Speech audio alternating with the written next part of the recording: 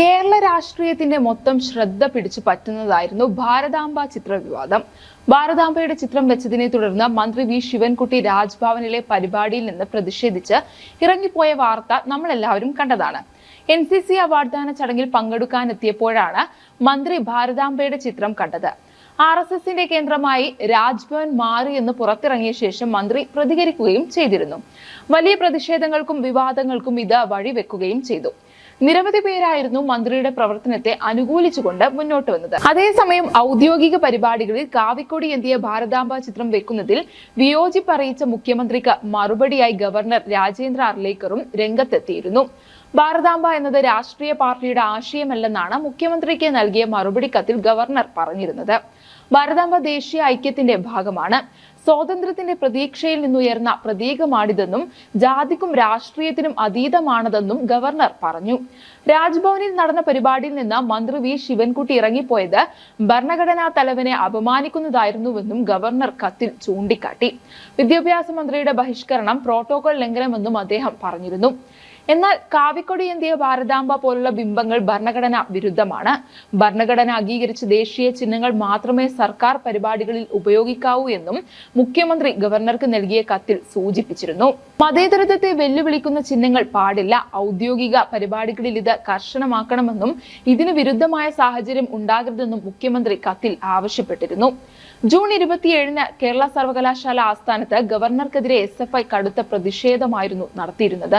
വൈകിട്ട് 5:30-ന് ശ്രീ പത്മനാഭ സേവാ സമിതി സെനറ്റ് ഹാളിൽ സംഘടിപ്പിച്ച അടിയന്തരാവസ്ഥയുടെ 50 ആണ്ടുകൾ എന്ന പരിപാടിയിൽ വെച്ചാണ് SFI പ്രതിഷേധം നടത്തിയത്. അടിയന്തരാവസ്ഥക്കെതിരെ പോരാടി ജയിൽവാസം അനുഭവിച്ചവരെ ആദരിക്കലും പുസ്തക പ്രകാശനവുമാണ് നിശ്ചയിച്ചിരുന്നത്.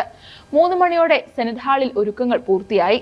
വേദിയിൽ ഭാരതാംബയുടെ ചിത്രം വച്ചിട്ടുണ്ടെന്ന് CPM സന്ദേശവാഹകർ AKG സെന്ററിലേക്ക് സന്ദേശം എത്തിച്ചതോടെയാണ് SFI പ്രവർത്തകർ സർവകലാശാലയിലേക്ക് എത്തിയത്. വൈകിട്ട് 4:30-ന് തന്നെ SFIക്കാർ യൂണിവേഴ്സിറ്റിക്ക് മുന്നിൽ തമ്പടിച്ചു. 50ഓളം വരുന്ന പ്രവർത്തകരായിരുന്നു എത്തിയത്. എന്നാൽ ഗവർണർ പങ്കെടുക്കുന്ന പരിപാടിയായിട്ടും നാമമാത്രമായ പോലീസിനെ മാത്രമാണ് ഈ സമയം സുരക്ഷയുടെ ഭാഗമായി എത്തിച്ചിരുന്നത്. ശ്രീ പത്മനാഭ സേവാ സമിതിയുടെ ബോർഡുകൾ നശിപ്പിക്കുകയും ഗവർണറെ തടയുമെന്നും ഭാരതാംബയുടെ ചിത്രം എടുത്തു മാറ്റുമെന്നും SFIക്കാർ പ്രഖ്യാപിച്ചു. ശ്രീ പത്മനാഭ സേവാ സമിതിയുടെ നിരവധി പ്രവർത്തകർ സെനറ്റ് ഹാളിലേക്ക് എത്തിച്ചേർന്നതോടെ ചെറുത്തുനിൽപ്പ് സംഘർഷത്തിലേക്ക് എത്തുമെന്ന് കണ്ടാണ് കൂടുതൽ പോലീസിനെ എത്തിച്ചത്. ഇതിനിടെ DYFI നേതാവ് ഷിജു ഖാന്റെ സമ്മർദ്ദത്തെ തുടർന്ന് ഭാരതാംബയുടെ ചിത്രം മാറ്റിയില്ലെങ്കിൽ പരിപാടി റദ്ദാക്കുമെന്ന് സർവകലാശാല രജിസ്ട്രാർ ഡോക്ടർ KS അനിൽകുമാർ ഭീഷണി ഉയർത്തി. ഭാരതാംബയുടെ ചിത്രം ഉള്ളതിനാൽ അനുമതി റദ്ദാക്കുമെന്ന് എഴുതിത്തരണമെന്ന് സംഘാടകർ ആവശ്യപ്പെട്ടതോടെ രജിസ്ട്രാർ പിൻവാങ്ങി. ഇതിനിടയിൽ യൂണിവേഴ്സിറ്റിക്ക് മുന്നിൽ SFIക്കാർ പലവട്ടം സംഘർഷാന്തരീക്ഷം സൃഷ്ടിച്ചു. എന്നാൽ 6:30ഓടെ നിശ്ചയിച്ച പരിപാടിയിൽ മാറ്റമില്ലെന്നും കീഴടങ്ങുന്ന പ്രശ്നമില്ലെന്നും അറിയിച്ച് ഗവർണറുടെ വാഹനമെത്തി. പ്രധാന ഗേറ്റിലൂടെയാണ് ഗവർണർ എത്തിച്ചേർന്നത്. ഈ സമയം SFIക്കാർ പ്രധാന ഗേറ്റിന് സമീപം വിശ്വസ്ത പോലീസുകാർക്കിടയിൽ മുദ്രാവാക്യം മുഴക്കി നിൽക്കുന്നുണ്ടായിരുന്നു. ഗവർണർ സെനറ്റ് ഹാളിലെ പരിപാടിയിൽ പങ്കെടുത്ത് തിരികെ ഇറങ്ങുമ്പോൾ തടയുമെന്നായിരുന്നു SFIക്കാർ. പ്രധാന ഗേറ്റിൽ ഗവർണർക്കെതിരെ ബാനർ ഉയർത്തി ഗേറ്റിന് മുൻവശം റോഡിൽ കുത്തിയിരുന്ന SFIക്കാർ മുദ്രാവാക്യം വിളിച്ചു. പരിപാടി സമാപിച്ചപ്പോൾ ഗവർണറെ AKG സെന്ററിന് സമീപമുള്ള ഗേറ്റിലൂടെ പുറത്തിറക്കി പുതിയ AKG സെന്ററിന് മുന്നിലൂടെ രാജ്ഭവനിലേക്ക് മടങ്ങി. ഇതോടെ SFIക്കാർ പ്രകടനം നടത്തി പോലീസ് അകമ്പടിയിൽ പിരിഞ്ഞു പോവുകയും ചെയ്യുകയായിരുന്നു. കേരളത്തിന്റെ 23ാമത് ഗവർണറായാണ് രാജേന്ദ്ര വിശ്വനാഥ് ആർലേക്കർ സത്യപ്രതിജ്ഞ ചെയ്ത് അധികാരമേറ്റത്. 10:30-ന് രാജ്ഭവനിൽ നടന്ന ചടങ്ങിൽ ഹൈക്കോടതി ചീഫ് ജസ്റ്റിസ് നിതിൻ മധുകർ ജംദാർ സത്യവാചകം ചൊല്ലിക്കൊടുത്തു. മുണ്ടും ഷർട്ടും വേഷ്ടിയും ധരിച്ച് കേരളീയ തനിമയിലാണ് ഗവർണർ സത്യപ്രതിജ്ഞ ചെയ്യാനെത്തിയത്. മുഖ്യമന്ത്രിയും മന്ത്രിമാരും ചീഫ് സെക്രട്ടറിയും ചടങ്ങിൽ പങ്കെടുത്തു. രാജേന്ദ്ര വിശ്വനാഥ് ആർലേക്കർക്കൊപ്പം ഭാര്യ അനഘ ആർലേക്കറും ഉണ്ടായിരുന്നു. സത്യപ്രതിജ്ഞയ്ക്ക് മുൻപ് നിയുക്ത ഗവർണർക്ക് പോലീസ് ഗാർഡ് ഓഫ് ഓണർ നൽകി. ബീഹാർ ഗവർണറായി പ്രവർത്തിച്ചു വരികയായിരുന്നു അദ്ദേഹം. ഹിമാചൽ പ്രദേശ് ഗവർണറായും സ്ഥാനം വഹിച്ചിട്ടുണ്ട്. ചെറുപ്പം മുതൽ RSS പ്രവർത്തകനായിരുന്നു ആർലേക്കർ. 1980കളിൽ തന്നെ ഗോവ BJPയിൽ സജീവ സാന്നിധ്യമായിരുന്നു. പാർട്ടിയിൽ വിവിധ സ്ഥാനങ്ങളും വഹിച്ചിട്ടുണ്ട്. കടലാസ് രഹിത അസംബ്ലി എന്ന നേട്ടം ഗോവ മന്ത്രിസഭയ്ക്ക് നൽകിയത് ആർലേക്കറിന്റെ ഇടപെടലിലൂടെയായിരുന്നു. 2015-ൽ ഗോവ മന്ത്രിസഭ പുനർസംഘടനയിൽ ആർലേക്കർ വനം വകുപ്പ് മന്ത്രിയായി പ്രവർത്തിച്ചിട്ടുണ്ട്. 2021-ലാണ് ഹിമാചൽ പ്രദേശിലെ ഗവർണറായി നിയമിതനായത്. പിന്നീട് 2023-ൽ ബീഹാർ ഗവർണറായി നിയമിതനായി. 1975-ൽ പ്രധാനമന്ത്രിയായിരുന്ന ഇന്ദിരാഗാന്ധിയുടെ ഉപദേശാനുസരണം ഇന്ത്യൻ ഭരണഘടനയിലെ 352-ാം വകുപ്പ് അനുസരിച്ച് രാജ്യത്ത് അടിയന്തരാവസ്ഥ പ്രഖ്യാപിച്ചിരുന്നു.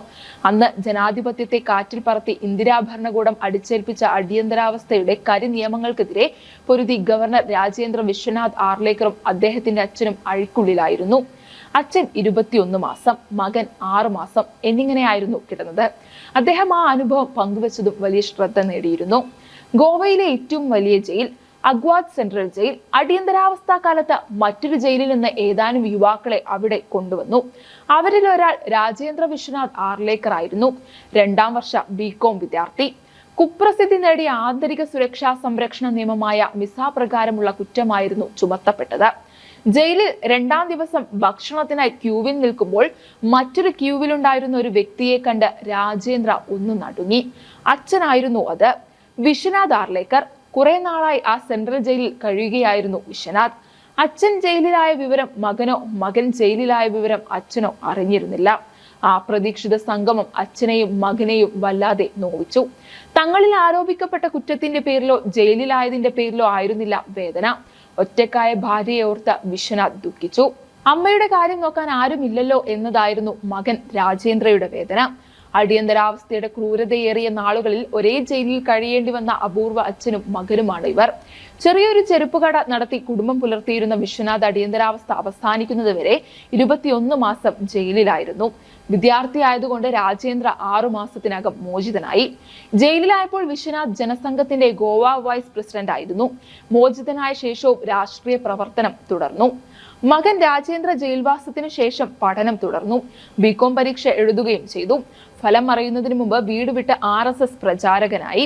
മുംബൈയിൽ 4 വർഷം പ്രവർത്തിച്ച ശേഷം മാതാപിതാക്കളുടെ നിർബന്ധത്തിന് വഴങ്ങി ഗോവയിൽ തിരിച്ചെത്തി. പ്രചാരക ജീവിതം ഉപേക്ഷിച്ച് കുടുംബജീവിതത്തിലേക്ക് കടന്നെങ്കിലും RSS പ്രവർത്തനത്തിൽ സജീവമായി തുടർന്നു. പിന്നീട് രാഷ്ട്രീയ രംഗത്തേക്ക് കടന്നു. BJPയിൽ വിവിധ ചുമതലകൾ വഹിച്ചു. ഗോവ നിയമസഭയിലേക്ക് 2 തവണ തിരഞ്ഞെടുക്കപ്പെട്ടു. മന്ത്രിയും സ്പീക്കറുമായി. ഇപ്പോൾ കേരള ഗവർണറുമായി. അടിയന്തരാവസ്ഥയുടെ വേദനിക്കുന്ന ഓർമ്മകൾക്കൊപ്പം അതിലും വേദന നിറഞ്ഞ ഒരു ദുരന്ത കഥയും ആർലേക്കറിന് പറയാനുണ്ട്. ശരീരമനക്കാത്ത 7.5 മാസം രോഗക്കിടക്കയിൽ കിടന്ന കഥയായിരുന്നു അത്. BJP ജനറൽ സെക്രട്ടറി ആയിരിക്കുമ്പോഴാണ് ആ അപകടം സംഭവിച്ചത്. ദേശീയ അധ്യക്ഷൻ വെങ്കയ്യ നായിഡുവിന്റെ സംസ്ഥാന സന്ദർശനത്തിന്റെ ഒരുക്കങ്ങൾ വിലയിരുത്താൻ ഭാരവാഹികളുടെ അടിയന്തര യോഗം വിളിച്ചു. സ്കൂട്ടറായിരുന്നു അദ്ദേഹത്തിന്റെ വാഹനം. മീറ്റിംഗിനായി പോകും വഴി എതിർദിശയിൽ തെറ്റായി വന്ന പോലീസ് വാനുമായി കൂട്ടിയിടിച്ചു. വെറും ഇടിയായിരുന്നില്ല, കൈക്കാലുകളിലൂടെ വാൻ കയറിയിറങ്ങി. 50 മീറ്ററോളം വലിച്ചിഴച്ചു കൊണ്ടുപോയി. അബോധാവസ്ഥയിൽ ഏതാനും ദിവസം ആശുപത്രിയിൽ. പിന്നീട് നിശ്ചലനായി വീട്ടിൽ രോഗക്കിടക്കയിൽ 7.5 മാസം. എന്നാൽ അതിനെയെല്ലാം അതിജീവിച്ച അദ്ദേഹം ജീവിതത്തിലേക്ക് തിരിച്ചു വന്നു. ഒപ്പം ഭാര്യ അനഘയുടെ കരുതലും അദ്ദേഹത്തിന് തുണയായി എന്ന് പറയാം. സ്കൂട്ടർ എടുത്തപ്പോൾ ഭാര്യ ഹെൽമറ്റ് ധരിക്കണമെന്ന് നിർബന്ധം പിടിച്ചു. അപകടത്തിൽ ഹെൽമറ്റിന്റെ മധ്യഭാഗത്ത് ഏതോ കമ്പി കൊണ്ട് വലിയൊരു തുള വീണു. ഹെൽമറ്റിന്റെ അടിഭാഗത്തുള്ള തെർമോകോൾ വരെ തുളയുണ്ടായിരുന്നു. ഹെൽമറ്റ് ഇല്ലായിരുന്നുവെങ്കിൽ തല തകർന്നു മരിക്കുമായിരുന്നു. മാസങ്ങളെടുത്താണ് ജീവിതത്തിലേക്ക് തിരിച്ചു വന്നത്. കുറെ നാൾ ഊന്നുവടിയുടെ സഹായത്തോടെയും പിന്നീട് വീൽ ചെയറിലുമായിരുന്നു ജീവിതം. ആദ്യ നിയമസഭാ തിരഞ്ഞെടുപ്പിൽ വോട്ട് തേടിയത് വീൽ ചെയറിൽ ഇരുന്നായിരുന്നു. സ്കൂട്ടർ യാത്ര അതോടെ ഉപേക്ഷിച്ചു. അച്ഛനൊരു സെക്കൻഡ് ഹാൻഡ് മാരുതി കാർ വാങ്ങി തന്നു. അതായിരുന്നു പിന്നീട് അദ്ദേഹത്തിന്റെ വാഹനം. News desk IBN Malayalam.